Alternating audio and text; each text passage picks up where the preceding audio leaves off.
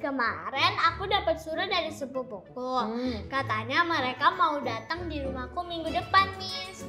Oh iya, terus gimana perasaan kamu?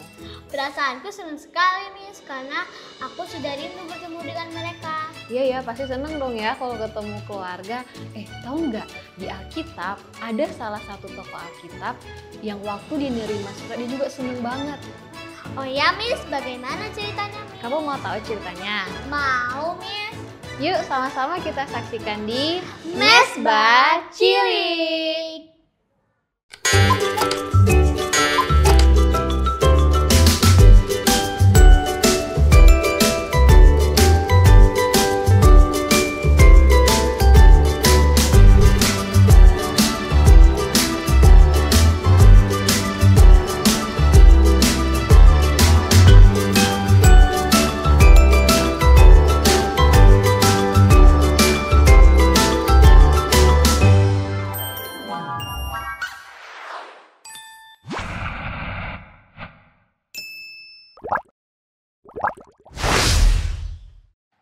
Elizabeth dan Zakaria sudah lama merindukan seorang bayi. Tetapi, ketika mereka semakin tua, harapan mereka sirna. Zakaria adalah seorang imam di Bait Suci. Mereka bergiliran kerja selama seminggu di Bait Suci di Yerusalem.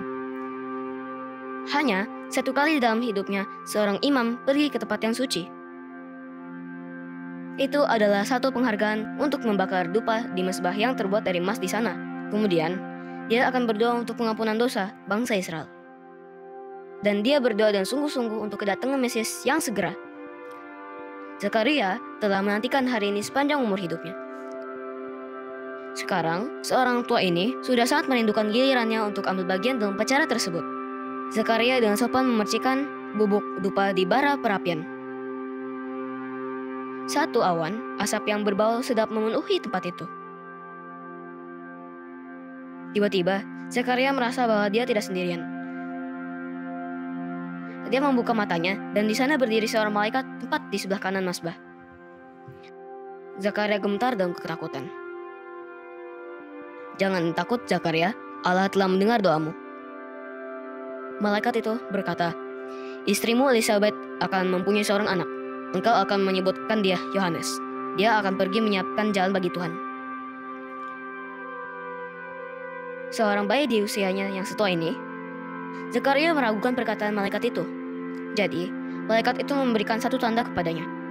"Karena engkau tidak percaya pada perkataanku, engkau akan menjadi bisu dan tidak bisa berbicara sampai harinya tiba di mana hal yang engkau katakan tadi terjadi." Dan malaikat itu pergi. Zakaria membuka mulutnya untuk berdoa bagi bangsa Israel, tetapi tidak ada yang kedengaran. Dia tidak bisa mengucapkan satu kata pun. Sekarang, Zakaria telah berada di tempat suci untuk jangka waktu yang lama. Orang-orang di luar sudah mulai cemas akan apa yang terjadi kepadanya. Ketika akhirnya dia keluar, wajahnya bersinar. Dengan tenang, Zakaria memberikan bahasa isyarat kepada mereka bahwa dia melihat seorang malaikat. Zakaria segera pulang ke rumah. Dia berusaha untuk memberitahukan kepada Elizabeth apa yang telah terjadi, tetapi dia tidak bisa berbicara. Dia menulis dan menggunakan bahasa isyarat.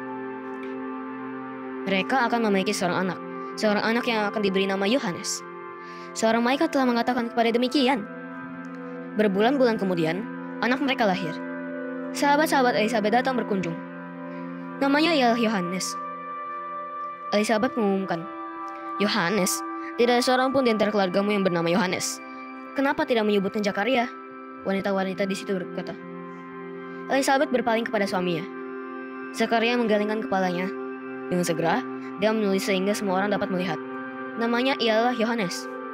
Dengan segera, suara imam yang tua ini kembali.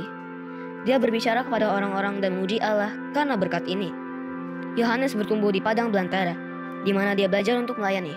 Seringkali, Zakaria mengatakan kepada Yohanes tentang malaikat di mazbah.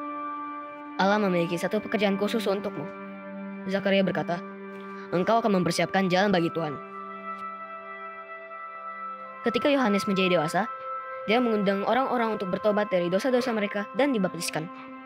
Mereka menolong banyak orang untuk bersedia bertemu dengan Yesus.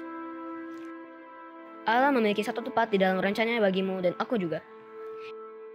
Kita dapat menyiapkan jalan bagi Yesus dengan melayani orang lain dan memenuhi kebutuhan mereka. Kemudian, mereka akan lebih bersedia untuk belajar tentang Yesus.